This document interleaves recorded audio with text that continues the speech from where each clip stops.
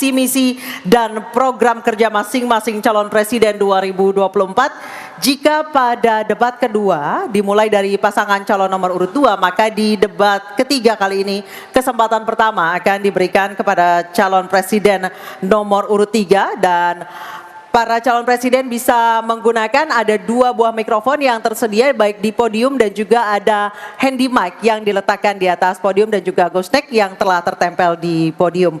Untuk itu kami persilakan calon presiden nomor urut 3 Bapak Ganjar Pranowo menyampaikan visi misi dan program kerja. Kami persilakan Bapak untuk menuju ke podium. Dalam waktu 4 menit dimulai saat Bapak berbicara.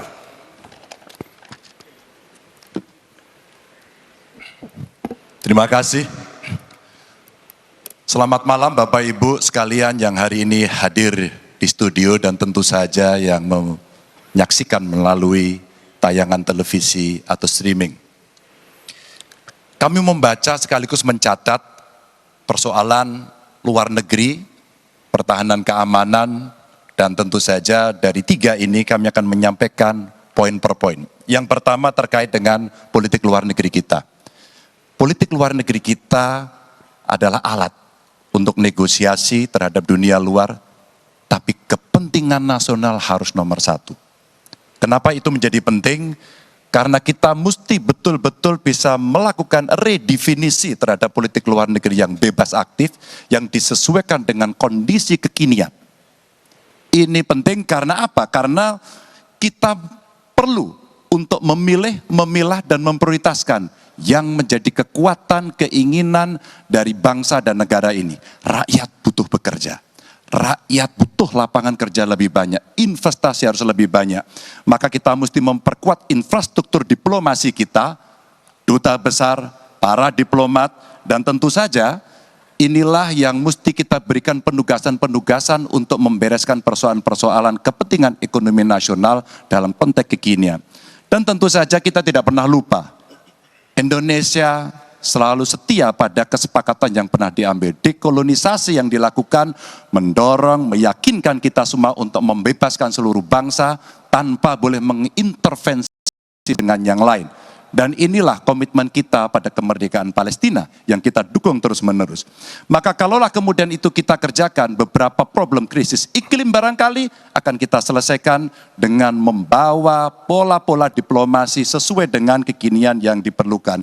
Atau barangkali kepentingan UMKM yang mesti kita bawa ke dunia internasional seperti praktek yang pernah kami lakukan di Jawa Tengah. Dan itu membuat masyarakat akan merasakan politik luar negeri jauh lebih baik. Sistem pertahanan rakyat semesta mesti kita dorong, kita lapis pertahanan yang betul-betul berlapis dan kita jadikan benteng pertahanan Nusantara sebagai sebuah satu kesatuan. Dan kita perlu melakukan penataan gelar pasukan karena IKN menjadi pusat gravitasi baru. Dan ini bagian dari antisipasi terhadap tarung global antara Amerika Serikat dan Tiongkok. Untuk itulah pertahanan kita mesti masuk pada wilayah 5.0 dengan teknologi sakti, dengan rudal hipersonik, senjata cyber, sensor kuantum, dan sistem senjata otonom. Dan itu bisa dilakukan kalau anggaran dari Kemenhan itu 1-2% dari PDB.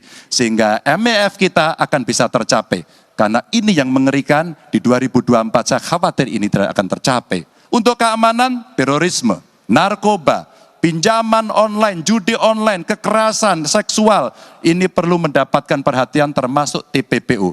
Maka reformasi kepolisian betul-betul harus mengantisipasi ini dengan penguatan cyber system kita, termasuk pengembangan SDM cyber yang kuat. Polisi yang menjadi pengabdi masyarakat betul-betul akan bisa mengayomi. Seperti kemudian pada saat saya bertemu dengan Ibu Mary Hugeng. Bagaimana Ibu Mary menceritakan bahwa polisi kita mengayomi dengan kesungguhan. Polisi kita hidup dengan sangat sederhana dan mereka punya integritas yang tinggi. Sebagai anak polisi, saya paham betul. Ini sesuatu yang sulit dan pasti akan bisa kita lakukan. Dan tentu saja inilah capaian-capaian yang akan kita lakukan oleh Ganjar Mahfud. Bismillah. Insya Allah kami siap. Baik, terima kasih Bapak Ganjar Pranowo. Kami persilakan